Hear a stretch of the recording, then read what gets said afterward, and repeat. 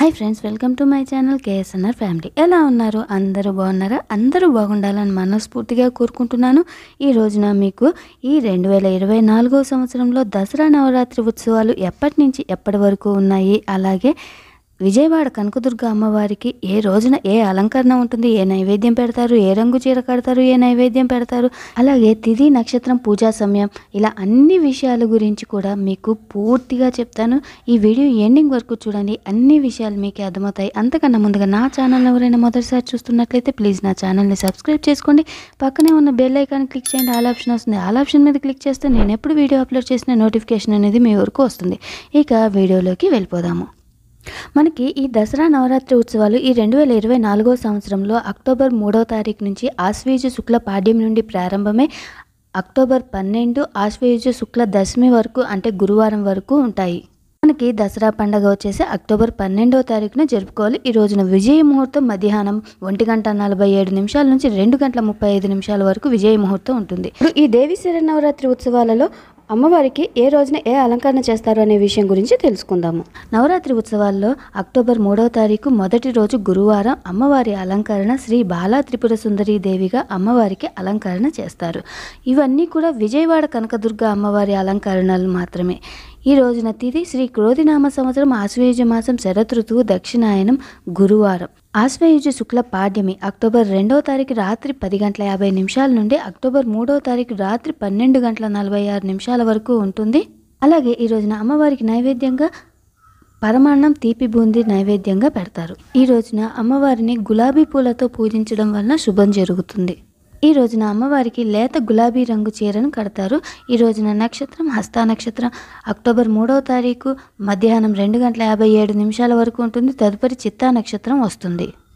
అలాగే ఈ రోజున పూజా సమయం వచ్చేసి ఉదయం 4:50 నుండి 6 గంటల మధ్య కాలంలో పూజించవచ్చు. మరలా ఉదయం 7:45 నుంచి 12 గంటల మధ్య కాలంలో అమ్మవారిని పూజించవచ్చు. అలాగే సాయంత్రం సమయం వచ్చేసి సాయంత్రం 5:30 నుంచి 7:30 మధ్య కాలంలో అమ్మవారిని పూజించడానికి మంచి సమయం. అలాగే ఈ రోజున అమ్మవారిని లలితా త్రిశతి స్తోత్రం, లలితా అష్టోత్తరం, బాలాష్టకం, లలితా సహస్రనామాలతో పూజించడం వలన మంచి ఫలితం కలుగుతుంది. అలాగే ఈ రోజున అమ్మవారిని బాలా త్రిపుర సుందరీదేవిగా పూజించడం వలన సత్సంతానం కలుగుతుంది. శత్రుబాధలు తొలగిపోయి ధనధాన్య వృద్ధి, అన్నింటా విజయం, ఆరోగ్యం కలుగుతుంది. దేవీ శరన్నవరాత్రిలో 2వ రోజు అక్టోబర్ 4 శుక్రవారం ఉంటుంది. ఈ రోజున అమ్మవారిని శ్రీ గాయత్రీదేవిగా అలంకరణ చేస్తారు.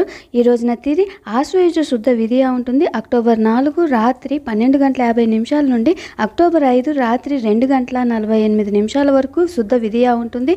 ఈ రోజున నక్షత్రం చిత్త సాయంత్రం 5:32 వరకు ఉంటుంది. తదుపరి స్వాతి నక్షత్రం ఉంటుంది. ఈ రోజున పూజా సమయం వచ్చేసి ఉదయం 5:15 నుంచి మధ్యాహ్నం 12 గంటల వరకు చేసుకోవచ్చు. అలాగే సాయంత్రం పూజ సాయంత్రం 5 గంటల నుంచి 6:55 వరకు పూజ చేసుకోవచ్చు. ఈ రోజున అమ్మవారికి ఆరెంజ్ కలర్ లేదా నీలం రంగు చీర కడతారు. ఈ రోజున అమ్మవారికి నైవేద్యంగా అల్లం గారెలు, నల్ల శనగలు, నిమ్మకాయ పులిహోరని నైవేద్యంగా పెడతారు. అలాగే అమ్మవారికి ఈ రోజున తామర పూలతో పూజిస్తారు.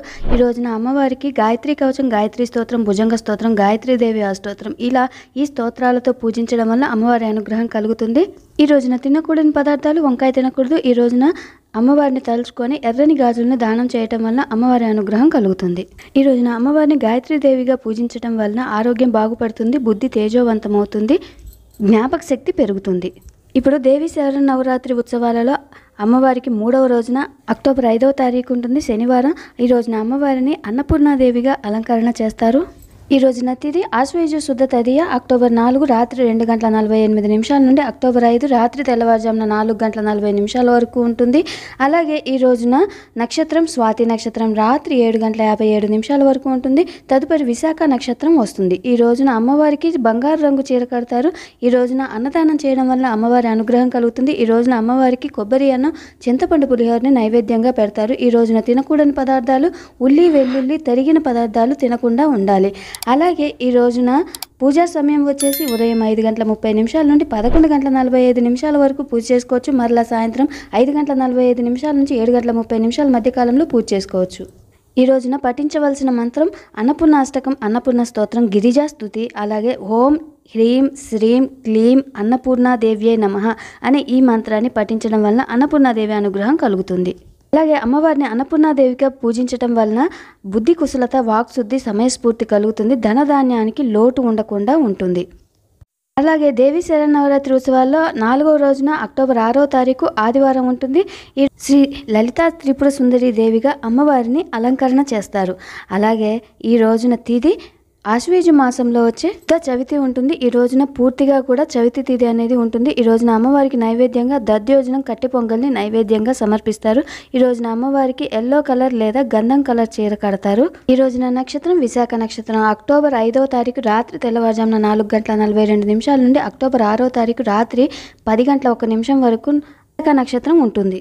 ఈ రోజున అమ్మవారిని ఎర్రని కలువ పూలతో పూజించడం వలన అమ్మవారి అనుగ్రహం కలుగుతుంది. ఈ రోజున పూజా సమయం ఉదయం 5:20 నుండి 12:10 వరకు ఉంటుంది. సాయంత్రం 5:35 నుంచి 7:20 మధ్య కాలంలో పూజ చేసుకోవడానికి మంచి సమయం. ఈ రోజున మంత్రం లలిత అష్టోత్తరం, లలిత సహస్రనామాలు, ఓం హ్రీం శ్రీం క్లీం శ్రీ లలితాదేవ్యే నమః అనే ఈ మంత్రాన్ని అలాగే ఈ రోజున అమ్మవారిని శ్రీ లలితా త్రిపుర సుందరి దేవిగా పూజించడం వలన సకల ఐశ్వర్యం, అఖండ కీర్తి ప్రాప్తి, అలాగే కష్టాల నుంచి అమ్మవారు కాపాడుతుంది.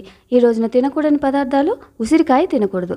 అలాగే దేవీ శరన్నవరాత్రి ఉత్సవాల్లో 5వ రోజు అక్టోబర్ 7వ తారీఖు సోమవారం ఉంటుంది. ఈ రోజున అమ్మవారిని మహాచండీ దేవిగా అమ్మవారి అలంకరణ చేస్తారు.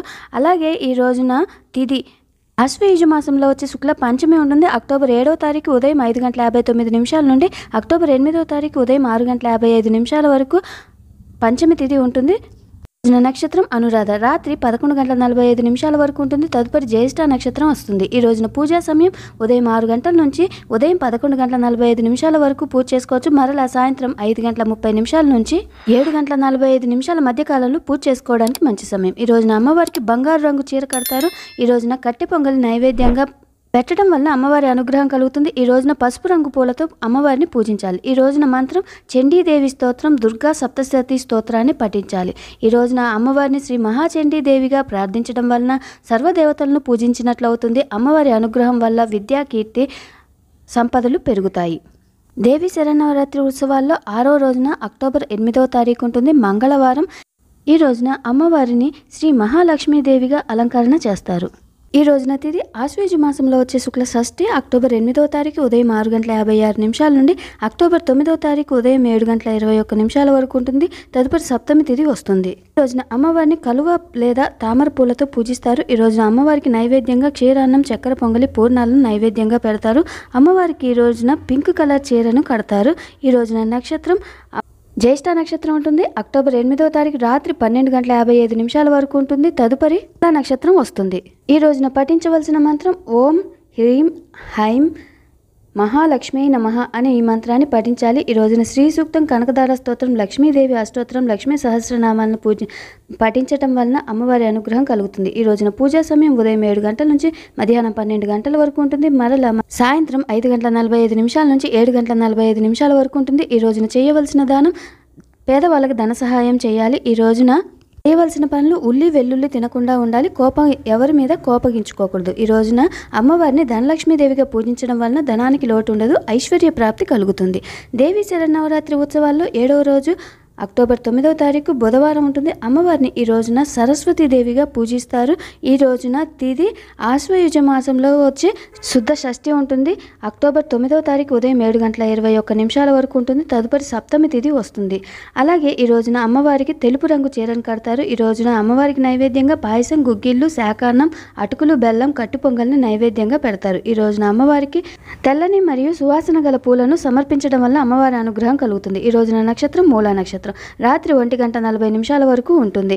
ఈ రోజున పూజా సమయం ఉదయం 7:30 నుంచి మధ్యాహ్నం 12:30 వరకు ఉంటుంది.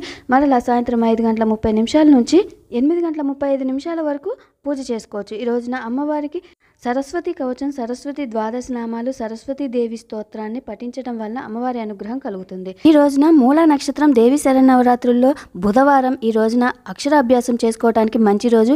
ఈ రోజున అమ్మవారిని సరస్వతి దేవిగా పూజించడం వల్ల పిల్లలు చదువుల్లో ముందుగా ఉంటారు, ఉన్నత పదవులు పొందుతారు, విద్యా ప్రాప్తి కలుగుతుంది.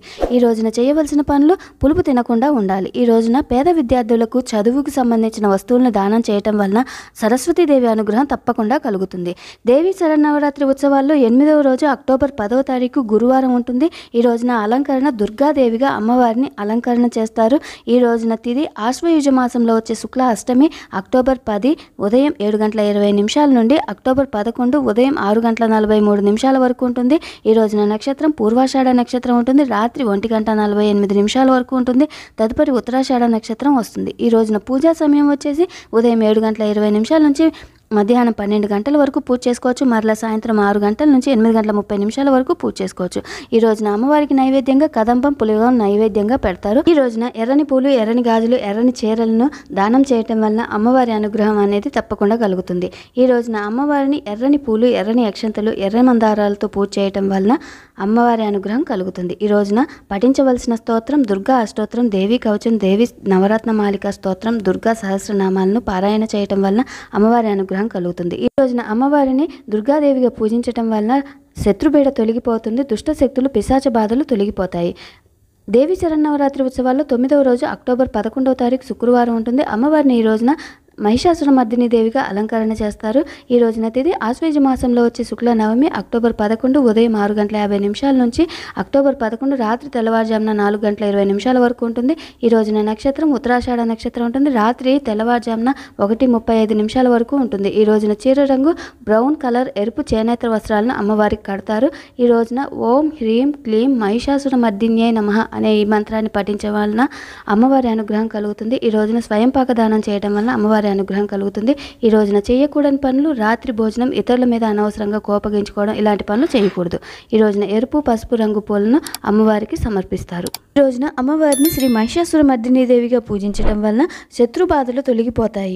తలపెట్టిన అన్ని పనుల్లో ధైర్యం, విజయం కలుగుతుంది. ఈ రోజున చేయవలసిన పనులు పుస్తక పూజ, ఆయుధ పూజ చేయాలి. తర్వాత దేవి శరన్నవరాత్రి ఉత్సవాలలో 10వ రోజు అక్టోబర్ 12వ తారీఖు శనివారం ఉంటుంది. ఈ రోజున అమ్మవారిని శ్రీ రాజరాజేశ్వరి దేవిగా అమ్మవారికి అలంకరణ చేస్తారు. ఈ రోజున తిథి ఆశ్వయుజ శుక్ల దశమి అక్టోబర్ 12వ తారీఖు ఉదయం 5:55 నుండి రాత్రి తెల్లవారుజామున 4:23 వరకు ఉంటుంది. ఈ రోజున నక్షత్రం శ్రవణ నక్షత్రం. రాత్రి 12:53 వరకు ఉంటుంది. ఈ రోజున అమ్మవారికి నైవేద్యంగా చలివిడి లడ్డు మహా నైవేద్యాన్ని సమర్పించారు. ఈ రోజున పూజా సమయం ఉదయం 6 గంటల నుంచి మధ్యాహ్నం 2:35 వరకు పూజ చేసుకోవచ్చు. అలాగే సాయంత్రం 6:05 నుండి 8:15 వరకు పూజ చేసుకోవచ్చు. ఈ రోజున అమ్మవారిని సప్తశతి స్తోత్రం, లలితా సహస్రనామాలు, రాజరాజేశ్వరి కవచం, రాజరాజేశ్వరి అష్టకం, ఓం హ్రీం రాజరాజేశ్వరి మాత్రే నమః అని ఈ మంత్రాన్ని పఠించాలి. ఈ రోజున అమ్మవారిని అన్ని రకాల పూలతో పూజించాలి. ఈ రోజున పూలమాలను దానం చేయటం వలన అమ్మవారి అనుగ్రహం కలుగుతుంది. ఈ రోజు తినకుండా ఉండే పదార్థాలు గుమ్మడికాయ. ఈ రోజున చేయవలసిన పనులు సెమీ పూజ చేస్తే మంచిది. అలాగే ఈ రోజున అమ్మవారిని శ్రీ రాజరాజేశ్వరి దేవిగా పూజించటం వలన విజయం, అష్టైశ్వర్యాలు, శక్తి, సౌభాగ్యం కలుగుతుంది.